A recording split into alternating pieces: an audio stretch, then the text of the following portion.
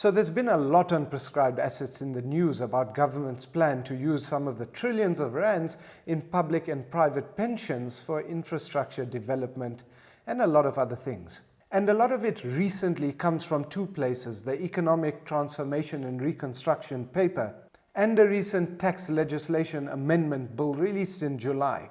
The one spoke about a proposal to impose a 3-year waiting period on the transfer of pension funds out of this country for people that want to immigrate. And the other was a detailed, well-presented to-do list of all the changes possible to make this country great again, and spoke briefly about using a portion of funds in pension to take over certain restructured Eskom assets. Now, with these two things in mind, it's easy to take a lot out of context in what's actually happening based on what we're receiving in the media, and a lot of these things aren't even finalized yet. And so we have today, digitally in studio with us, Hugo Van Zyl.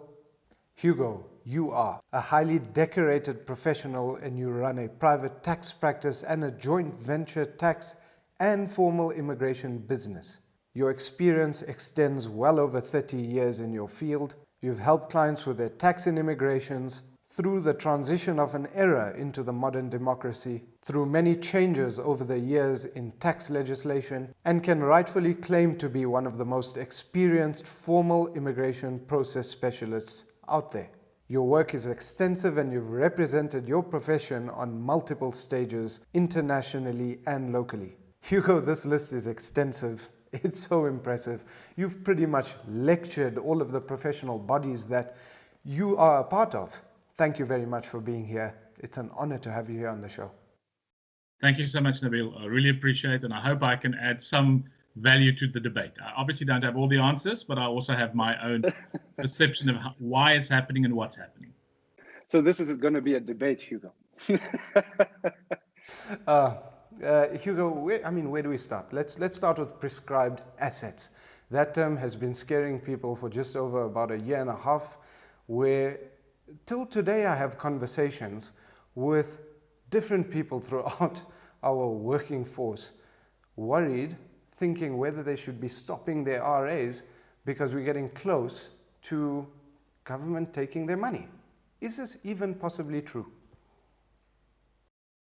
Government can take money, it's possible, but I don't think changing the prescribed assets or the rules is taking the money. We must not forget, prescribed means it is your fund, that 1 million rand you put in there is still your money. They're just telling you how your fund managers can invest it. And remember, prescribed asset was there to protect the investor so that they didn't put it in high risk only. Okay. So all they wanted to do was to open it. Whether it's good or bad, it's an interesting debate. But we mustn't forget that the first time pension fund assets was used to develop a country was around about 1953 by a previous government. Okay, so it's not new to the South African economy. It's actually part of legislation, right? Yeah. The ability to prescribe assets it actually failed in some instance by the apartheid government throughout the years that they were actually prescribing money from pension to go into government development and infrastructure, right? Yeah, but in those days it was probably not prescribed assets. They probably used what we know today as Regulation 28 to allow a pension fund to assist municipalities, okay? And that was addressing what was then known as the Arm Blanke vraag. So this is going to be so using pension funds in a responsible way for the benefit of the bigger community is not new. Okay, we must remember that any country needs saving, okay, to develop, and we at the lowest saving levels ever in our history. So what did government do? They brought in the 12J or the VCC, venture capital companies, to get people to save and give a tax incentive. What did the rich and the clever do? We abused the system. Okay, so it's a natural reaction. Okay, we abuse it, then SARS is going to say, or Treasury makes the policy, not SARS, Treasury makes the policy, says, okay, then we're not going to give you the opportunity because you're abusing it. Now we'll use it for the regulated industries, which we have a better negotiation powers with, and that there's no rogue fund managers, because if they're rogue, there's a controlling body or regulatory body that will deal with them. Where on the VCC, no one belonged to a regulatory body and people did as they liked. Point is, we need capital and cash to develop this country. And Well, I mean, Hugo, any responsible government must address that. Whether they do it in the right way or incorrect way is your opinion. But I don't think they're stealing your money. They're just telling us you can do that. So where in the past it said you must put so much in there and so much in there, maybe in the future they're just going to say you can't put more than X percentage in that asset and not in the other assets. So it's more a balanced portfolio. But they will include in the allowable asset allocation government assets or infrastructure assets. So that they intended to be funded by VCCs may now fall under your pension fund. And what's the difference in tax? Very little, because a pension fund does not pay tax, like a VCC gives you a tax deduction. So maybe the rich and famous will take the blame for all this political debate, because we gave capitalism an ugly sting by abusing a system intended to help the poor. You know, Hugo, that you went deep there and you did uncover quite a lot on it. I'm going to take it back a little bit, however, because as much as there are consequences to the system, there's also a reason where we are today as South Africa. Bloomberg released an article 2 weeks ago that said South Africa is on its last thread. I mean, as South Africans, we've been seeing since the Zuma era through to our new leadership with a new fresh view on the future. And so I'd say let's take it back to government prescribed assets leading up over the last year. We take it back to the budget speech earlier on this year. And the ease of the tax burden on the consumer, all the wonderful things. It was a beautiful budget speech by Tito Mboweni, focusing on the future, the better path for the consumers, South Africans on the ground living and contributing to our country, and as well as dealing with corruption, because, you know, the first thing in day-to-day conversation, people automatically say when you allude to the word prescribed assets or government tapping into pension money to help solve the problems, you know, it initially started with bailing out failing SOEs. That, as it stands today, is off the table. They're not considering that anymore. I mean, SAA was positioned to be closed down. And you can see the intention behind the government trying to move our country forward. And yet, in the phase, the turning of this cycle of, call it the law with regards to corruption, it is the biggest concern to the consumer on the ground. They say, what faith do we have that corruption is not going to tap into this pot, as it's referred to in the media, this pot of retirement money? What would you say towards that kind of sentiment? It's something that we must be concerned about, but to actually blame this whole change in the 3-year waiting period, okay, and link that to this pot that people want to steal or think they want to steal, I think is unfair. Okay. First of all, we must understand that corruption is there, whether it's on corporate level or whether it's government level. So keep an eye on it. We must feel aggrieved and we must address it. But to unfairly link a immigration rule, okay, to what people perceive as stealing pension funds is just not true. Okay. So yes, there's a debate in the public about pension funds and now prescribed assets being switched off and Regulation 28 kicking in. But we must just look at what's the history? Why did this 3-year thing come in? We go back to the budget speech that you refer to. In the budget speech, and people are so selective in their memory, the Minister of Finance said, we sign an African free trade agreement, which puts on us an obligation to remove exchange control. That's the reason why the change came in, exchange control, not because of pension fund. So what you're saying here, Hugo, before you continue, is if we were to unpack this entire topic, we have overlapping topics here at play that is getting confused in the mix. We have prescribed assets, which is tapping into pensions, initially was to bail out failing SOEs, which has changed to developing the country because the country needs money. Because they're doing away with the term prescribed assets, as of this Monday, this week, there was released a statement by the government saying that prescribed assets is actually a word that we are moving away from, and it's to Regulation 28 changes. So how investors can invest their retirement money. Currently, those numbers are you can invest a max of 75% in equity, 30% offshore, 25% in property. The considerations on the table with regards to that are maybe increasing the allowance into capital ventures and allowing those investments to fall through. We dealt with that in the beginning quite briefly, and again, regulation and awareness around it, so there's no mismanagement. And Regulation 28 might see the use of government or retirement money into government projects be another line item in that. So that's Regulation 28. And then we have Expat Rules, right? Where 2 weeks ago, right, the rule, actually it was the 31st of July when the tax amendment law bill came out. It just started hitting the media 2 weeks ago about a 3-year lock-in period of your pension funds if you were to immigrate the country starting or effective from next tax year, the 1st of March 2021. So we've kind of unpacked prescribed assets to Regulation 28 to tax laws. I'm going to say, Hugo, continue around it because you are talking about the 3-year lock-in of your pensions. Okay. I want to add a third item to that. Sorry to quickly. Okay. The third asset is the extraction from your pension. How do you exit your pension? There has been a restructure in that industry. Okay. So in the past, preservation funds were not part of the RA rules, and they added that 2 years ago. No one complained. It happened. I can't remember how long ago they stopped us doing single fund retirement funds, okay, so-called provident funds, where you could extract your provident fund as one single amount. Remember? Yes. Okay. That's 4 or 5 years ago. No one had this debate, okay? I would think that was more profound, telling people that you can no longer invest in this product, where you can save, and on one specific day, age 55, you take your 100% of your capital, okay? That was switched off a few years ago, okay? So there's 3 things happening. There's how the funds are investing. It's one part. The second part is how your retirement is regulated, how you extract, whether it's early retirement, late retirement, death. Okay, that's a topic on its own. And then the third topic that you alluded to, it is when you immigrate, how do you get your assets out of South Africa?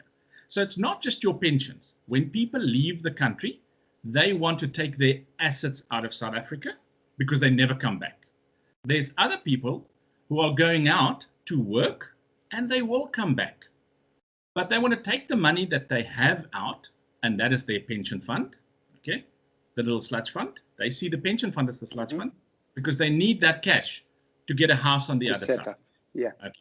So I have clients who want to take out everything. They want to sell the farm and take the cash and the pension out. I have other clients who say, leave the farm, I'm coming back. Leave the holiday home, I'm coming back. I just need that pension because it's liquid, okay? And I need that money to take out. So for that group of people, I feel sorry.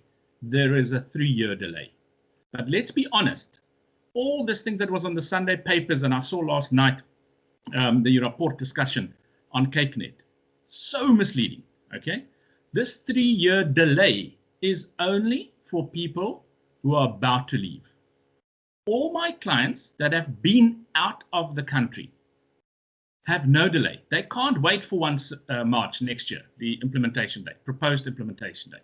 Because in the past, they had to close their bank accounts, stop all their investment activities in South Africa. So to take out their RAs, retirement annuities, and preservation funds, they had to take lock, stock, and barrel. They couldn't selectively only take that.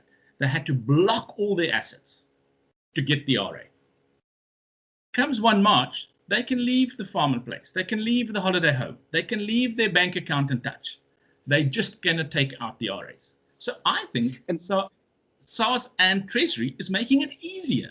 I want to add one example more. Up till 28 February 2021, some South Africans leaving for Namibia, and there's a lot, can never cash in their RAs on the old scheme because you had to leave the common monetary area, which South Africa, Lesotho, Swaziland, Namibia. Okay. On the new rule, I have about 200 clients living in Namibia. Okay. Namibians who came in or South Africans who went there to marry Namibians. They can now take out their RAs. They're delighted.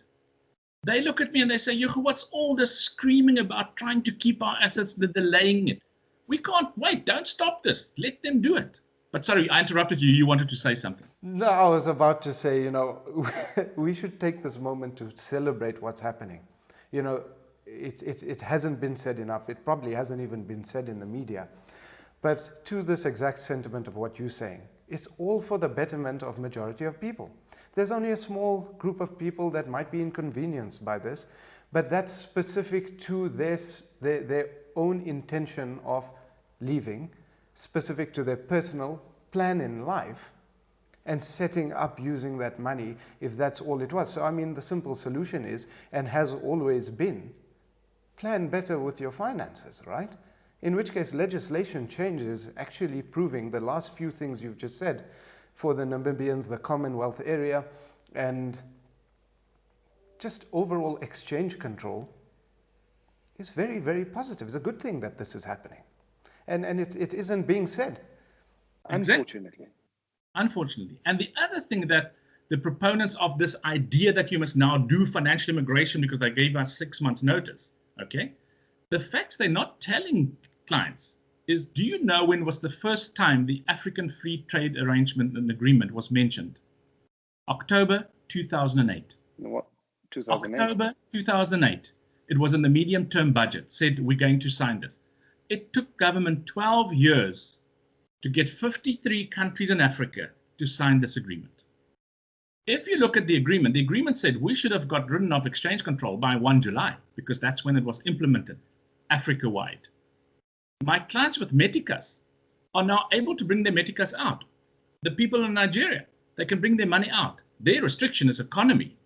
There's not enough dollars in that economy, but it's no longer government blocking them taking money out. So we're a little bit late in removing exchange control. So people forget there is a thing called Circular 2 of 2020. It's on the Reserve Bank. If you Google, if you go into the search thing, you say Circular 2 of 2020. They tell you all the exchange control things. Unfortunately, because of COVID, the Reserve Bank, which again could be Treasury, who makes the policies, are late in telling us what's going to happen, okay, how the process happens. So the one thing that I can point a little bit of fingers is that if together with this TLAB, the tax law amendment bill that came through on the 31st, they should have given us the draft or some indication how the Reserve Bank process are going to be switched off. So there is some parts I'm worried about, and that is the transitional period. Our clients who have filed their applications old system, comes 1 March, do they switch it off and they must redo the tax system? So it's moving from a Reserve Bank system to a tax system. And there's no transitional rules given to us. That is my big worry. That is my client who has been out 5 years and paid someone 45,000 Rand for a formal immigration and it's not complete. Well, Hugo, I've had some experience in this. I remember when they changed the law of stopping somebody taking, when retiring, at retirement age, a withdrawal, and then preserving the difference. That law changed as of last tax year. And I had a client in that transition process that submitted his paperwork, and within a week, you know, what actually happened is an administrative person said the system isn't working.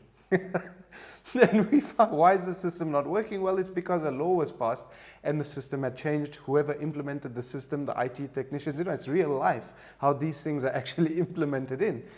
And half the people didn't know in the organization. So I think it's more of a sharing of information, keeping people up to date, and managing a transition process forward within each organization, you know. And duly warning those clients that there is a change coming, okay? You must prepare. Don't wait till the last, because these people who are not complete, it's probably not their fault because there's a tax clearance. There's so many boxes that needs to be ticked. So I'm not blaming anyone for it, but we must elude clients early enough to say there is a stage where you must say, maybe it's worth not submitting in the old system because we're probably not going to finish. If someone comes to me now and they have a family trust, a complex family trust in South Africa, and they did not create the trust. So dad or grandfather created the trust and dad and grandfather are still alive. That's an extremely complex financial or formal immigration. If that client comes to me, we'll say to him, you know what? Compared to a fee of 45,000, maybe we must wait till tax immigration is the tick box, and then it's going to cost you 10,000 Rand, and we're not going to expose the entire trust.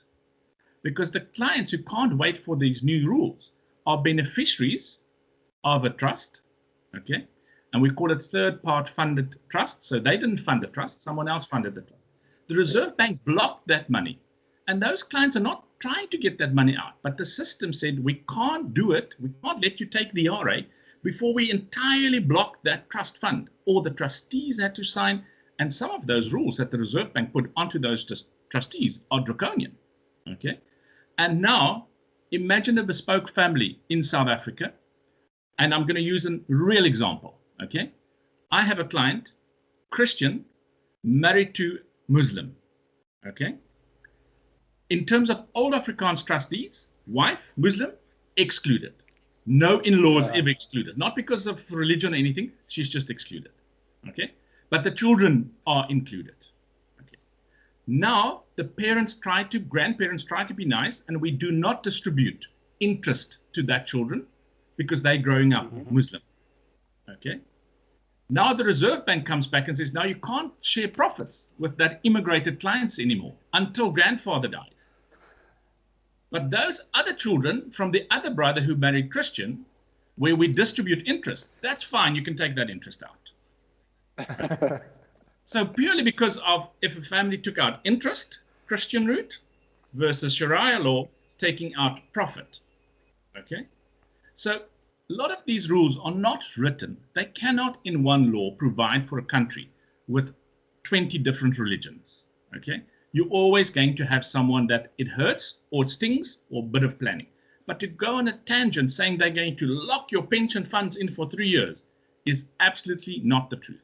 You know what is the biggest truth that we must go and tell our clients now? If you have not told SARS that you left South Africa, it's now time you do it, and you do a VDP, voluntary disclosure program, that you backdated 3 years. Because come 1 March, it's your 4th year or 5th year, and there goes the money. But there's the caveat. We don't know the procedure yet, okay? So the law is changing, and that's the other second part of the criticism. There is an explanatory document with SARS called the public guide, okay, for the extraction, and they tell you this is the process. So currently, just to quickly, and it's a bit confusing, but let's use an example. But could we leave a link to that in the description below? Yes, we'll do that. Would you? Awesome. I'll do that. Okay. So that was updated last year when they changed the rules regarding the preservation funds. Okay, so it's a very new document. We don't know the new document for next year. So let's take a practical example. Okay, this very same family with their complex trust. Okay, they left South Africa and went to live in Portugal. Okay, current rules, they can formally immigrate because they have a permanent residency in a European country. Now the Reserve Bank say you can go out. Quite interesting, they are still tax resident in South Africa because our treaty with Portugal says unless you pay worldwide tax in Portugal, you remain South African for tax. Golden Visa gave you 10-year holiday. So guess what? They still tax residents here. But interestingly enough, if we can get their formal immigration through the Reserve Bank before end of February next year, they can take out the RA without tax immigration. Okay, because it's a formal immigration, unlike what people are trying to tell you, formal immigration does not change your tax status.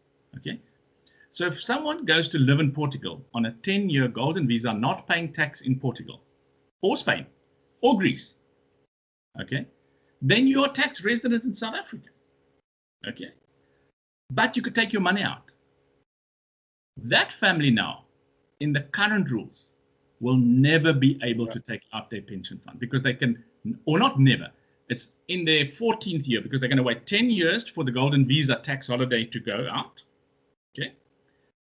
When the person who sold the golden visa to them phoned me and said, how dare you tell my client that? I said, you sold them a visa based on a tax holiday. There's the documents. They emailed it to me. That's why I saw it. But you forgot to tell them. A tax holiday in Portugal doesn't mean a tax holiday in South Africa. So again, I'm looking at the agenda of the people who are creating this idea that SARS is using immigration rules to claw back on pension funds. It's just not true.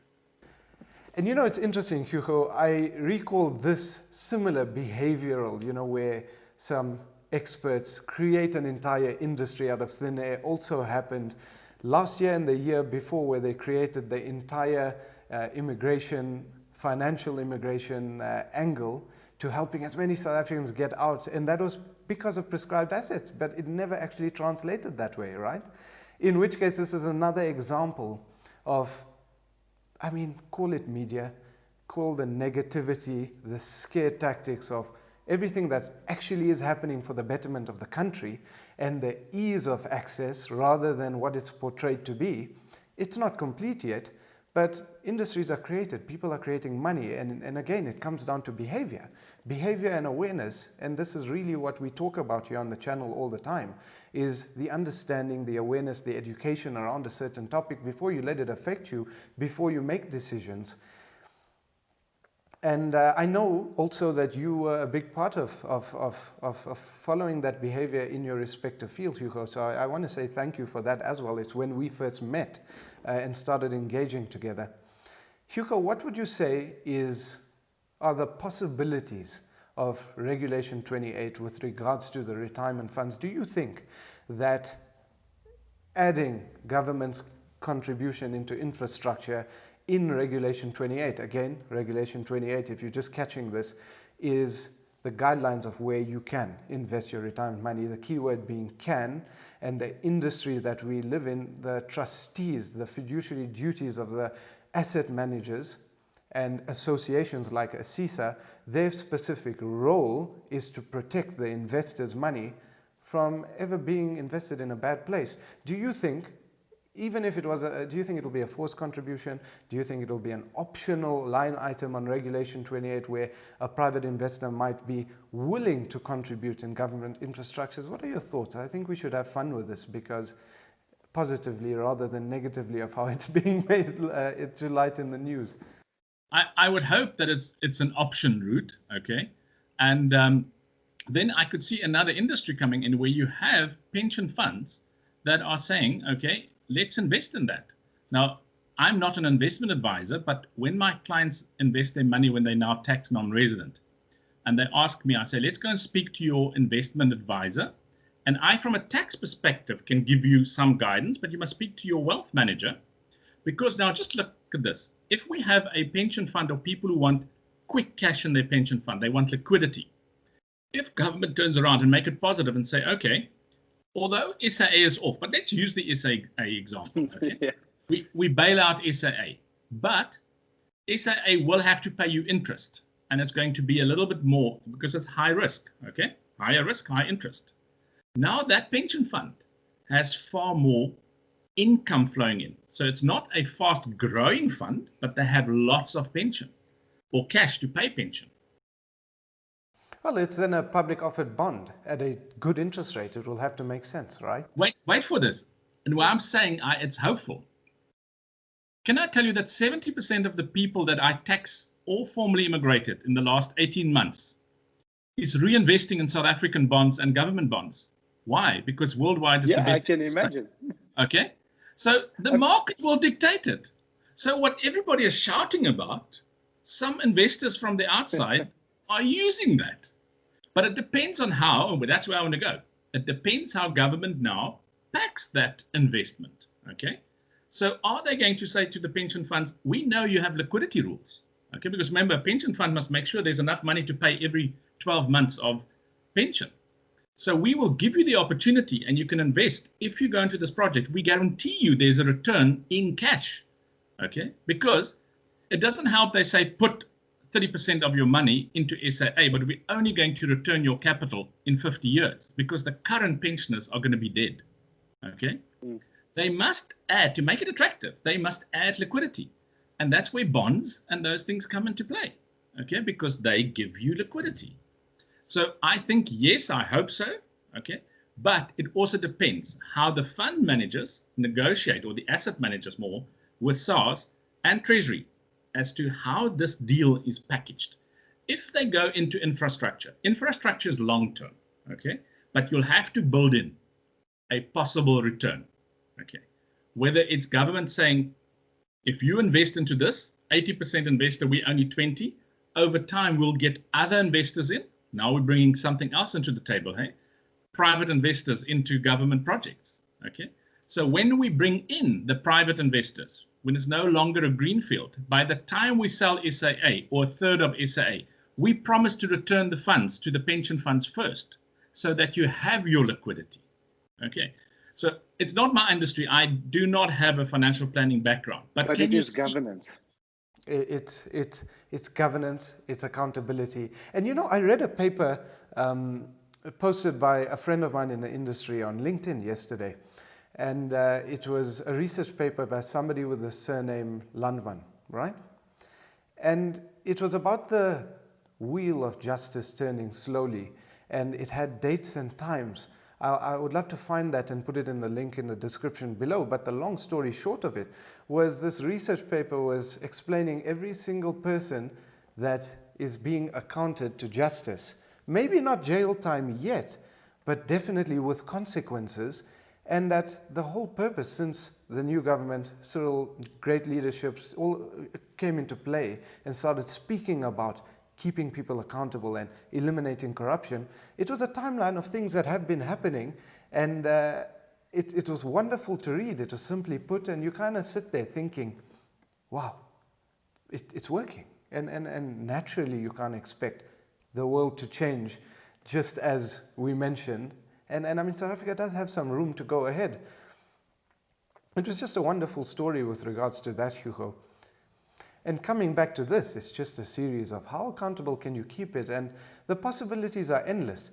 I mean, why do you think, Hugo, that as these discussions are happening between the government and the industry players and SARS, that we don't have journalists coming out and saying, we just had a great discussion that could be the beginning of an investment potential on Regulation 28 that could really put money back into South Africans' pockets, because, man, we need the positivity. I mean, why do you think the news doesn't show up with regards to these pieces of information along the way? Because, unfortunately for you and me, bad news sells, good news doesn't sell. And then have you seen on social media how fake news spreads and the truth doesn't? Okay. So you've seen this thing coming around on WhatsApp about the 101 contraventions of people not being litigated against me. And now there's an article on LinkedIn saying, look at what is done. No jail term yet, but the process has started. Okay. That doesn't go viral. If you and I don't allude people to that, okay, what is going to go viral and stay viral is this false media about 101 things that has not been attended to. And that's not true. So yes, it's very sad that we live in a country. But you know what? Everybody is guilty of that. The minute expat tax was announced, there was a group of very clever people selling the figment of financial immigration, okay, which doesn't really resolve. What are they better than the guys who started maybe overinflating PPEs, selling to you and me masks and sanitizers? Remember when we started with the lockdown, you couldn't get sanitizer, you couldn't get a mask, okay? Now suddenly they're there, but if you don't look at the price, it becomes enormously expensive. And it's not just at government level. I live in Sea Point. I told a, what do you call it, the little general dealer yesterday, okay? I'm annoyed that this packet that I just bought from you is now 330 Rand. Okay, not a packet. It's like a little gas bottle for a gas bryer. You know, these instant little bryers that you, oh, not bryer, gas bryer, because of load shedding. Okay, because we live in an apartment. We want these little small things, and it's a little container. Okay, so it's really cheap. The actual gas bryer is 239 Rand. He tried to charge me 330 yesterday. I walked to, and I know it's a close family because you see them in the street speaking to each other, to the next general dealer, and I bought it there for, guess what, 199 with this price tag, okay? And I walked past him and I said, can you see why you've just lost your loyal customer? And he said, no, but COVID and it's more expensive. I said, it's interesting. You call COVID, it makes it more expensive. Your brother around the corner has seen the opportunity and he's got a big sign up. He's selling these little gas bryers. You could just do like a kettle and a fry egg or something like that. He's saying lockdown 5 special for 199. And I think he probably said load shedding 5 or something. But anyway, because they're not South Africans, so they're immigrants as well. But the point is, the one saw the opportunity to discount and put it in his window and say, everybody's suffering from load shedding, come and buy this for $199. You try to sell it to us for more than the normal price. You forgot we bought this in February for $239 or $229. Okay. What I mean, it's exactly what you said. At every level. So we must be alert. I'm not saying let government do what they want, but to actually link an immigration rule with a pension fund rule. Okay. And both of them have been on the table since 2008. And suddenly now blaming government, it's just not fair play. But then clever marketing. There's probably a lot of ponytail marketing guys behind that. So good luck to them. They're doing a good job.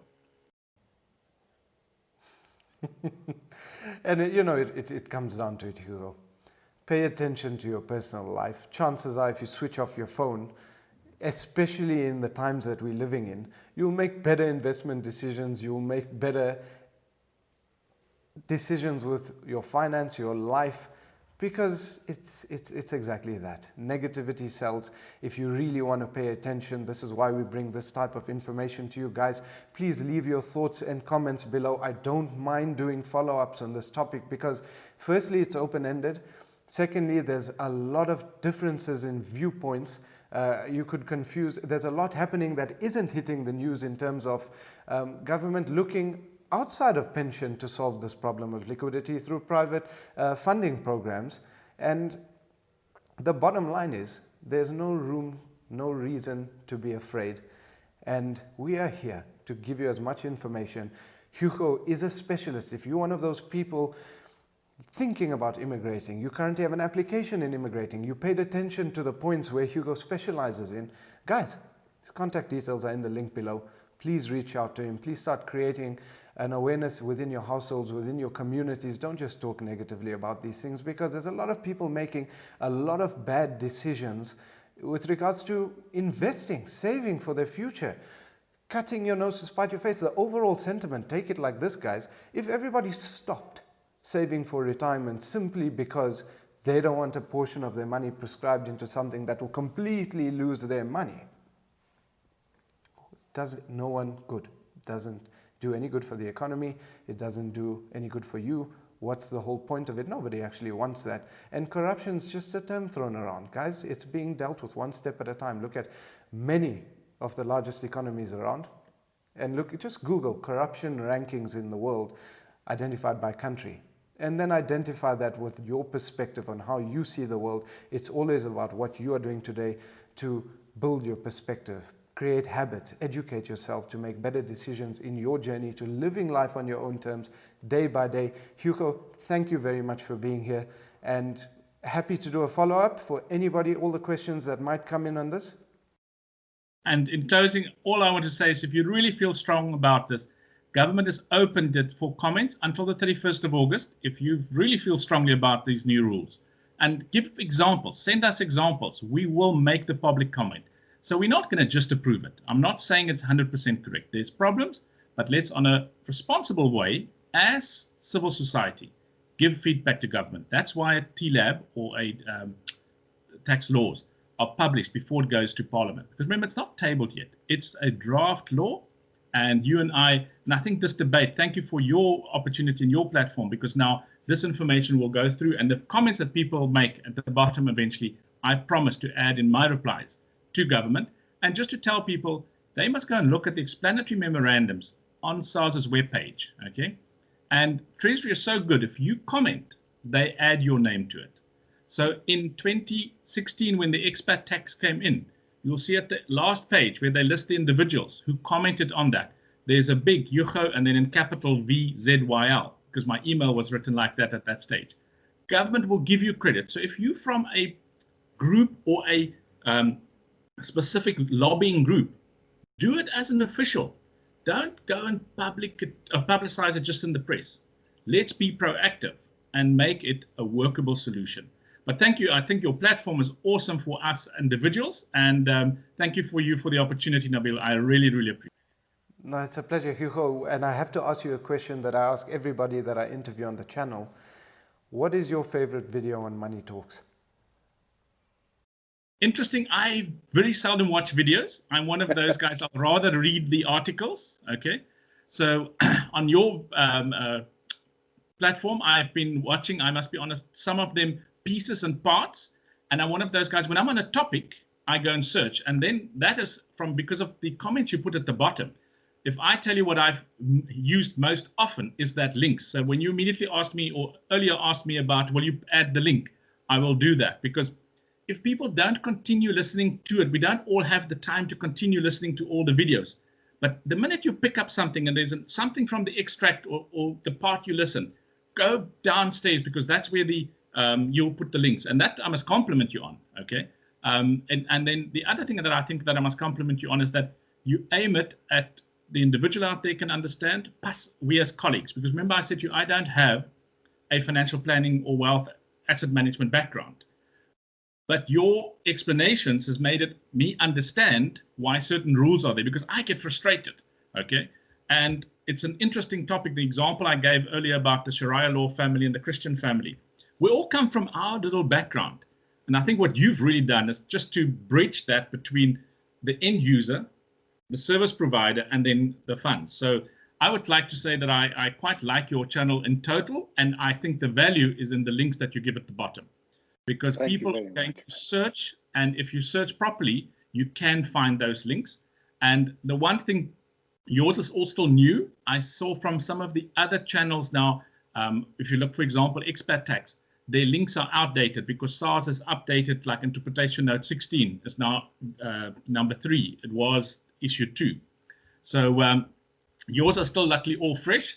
But I think, comes end of the year, we must go and look. When SARS issues the new guidelines on these, how to extract the retirement annuities, you and I must actually commit that we'll update that link and give the new one, or say that was the old one, this is the new one. Because I think this is the best place for research. So just to give you a compliment, I'm helping a little lady. We're doing a little lady, she's going to kill me. Helping a very clever young lady on a MPhil script about the possibility of tax fraud around expat tax, okay? And it's so new that, there is no learned authors. And what is interesting is, like, your channel is going to be quoted, our friend Francois' channel is going to be quoted. So the youngsters are now suddenly looking at the content providers, like yourself, as their resource material. And I'll send you a picture of how you've been quoted. So I want to tell you, don't just pick what is the best. Just keep on what you're doing. I think that is an example to everybody. Yeah, that is amazing advice. Thank you very much as a friend.